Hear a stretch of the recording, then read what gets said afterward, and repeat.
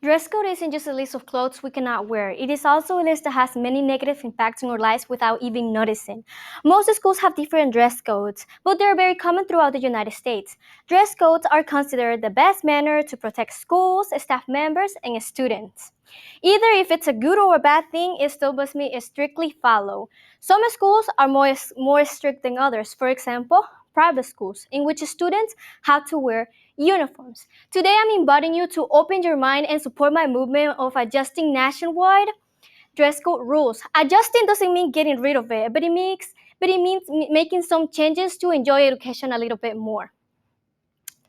Today, we will talk about the history of dress code. Then we will be talking about the social impact of dress code.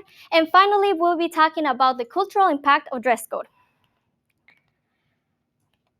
Let's begin with the history of dress code. Dress code was established back in 1969 by the U.S. Supreme Court in the case known as Tinker versus Des Moines, in which students wore black garments protesting against the Vietnam War. The school district found this act repulsive and disrespectful and decided to create their own dress code. This caused a whole controversy among the students for being silent, so they decided to speak up. But what happened to the Tinker versus Des Moines case? Well, it was taken to the Supreme Court, and the verdict was 72 in favor of the students. As students' constitutional rights don't sit at the school gate house doors, said the High Court. Now that you know about the history of dress code, now I'll be talking to you about the social impact of dress code. According to the 502 Abraham Lincoln policy, a dress code was set up to avoid any distractions caused by us girls, which is totally not fair. I would like you to pay attention to the top 3 rules of our school dress code. And the top rules are: mid-dress will be not exposed while standing. No cleavage will be shown in the front or area or the lower back. Skirts and shorts must be longer to the mid-thigh. It is not fair that they have to set up many limitations to us girls. It is totally not fair. But how about tall girls? Are they gonna? They're supposed to. The shorts supposed to look longer on them to the mid thigh. Are they gonna chop their legs for them to look totally normal? I'm sorry, not sorry. If me showing my shoulders makes you nervous, it makes it harder for you to comprehend. We shouldn't be having to accomplish other ideals, to be having such limitations. It shouldn't matter if we want to dress like a princess or like a homeless. We still should be able to dress whatever the way we want. We should be able to realize the dress code can be shaming our social lives. Last but not least, we'll be talking about the cultural impact.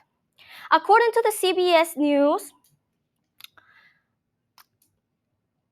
the United States is the most diverse country in the world, meaning that we have many people, tons of people from different parts of the world with different cultures, point of views, languages, and religions. And what's the matter with it? It's totally fine. It should be totally fine.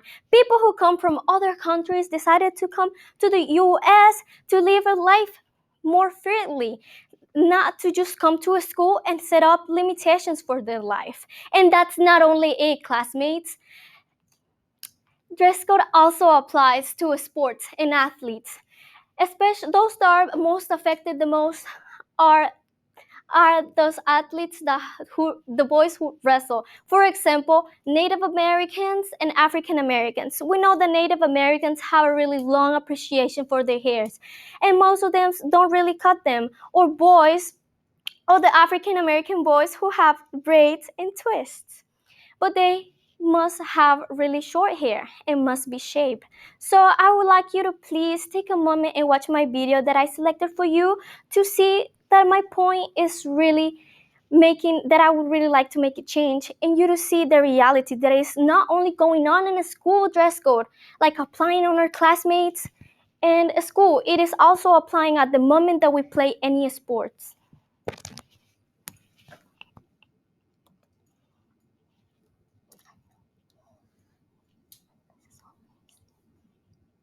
I love it when my contact rolls back in my eye. It's like a gross game of hide and seek.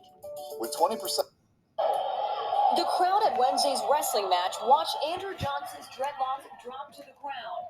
The New Jersey high school wrestler reportedly had to choose trim the hair or forfeit the match.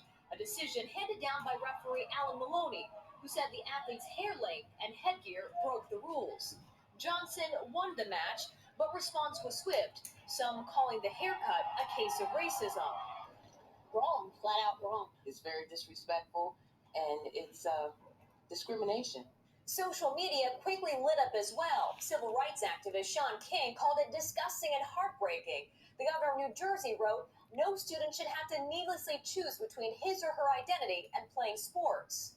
The referee, Alan Maloney, grabbed headlines before.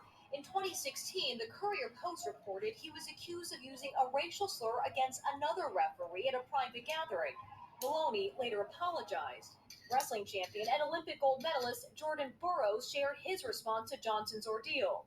In high school, as you're growing and you're developing, you're establishing who you are, you're creating an identity. I know as a young black man how much my hair meant to me.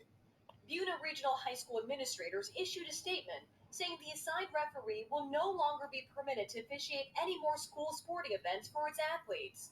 The association that regulates New Jersey athletics adding the ref will stay on the sidelines as state authorities complete their investigation.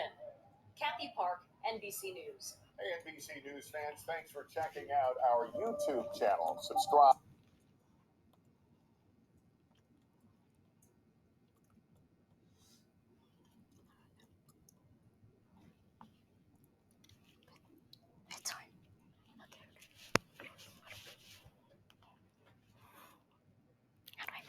Okay.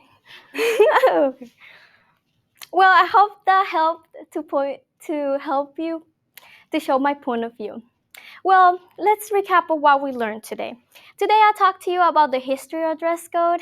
I also talked to you about the social impact of dress code. And last but not least, I talked to you about the cultural impact of dress code. Remember, if we don't speak up, then who is going to do it for us?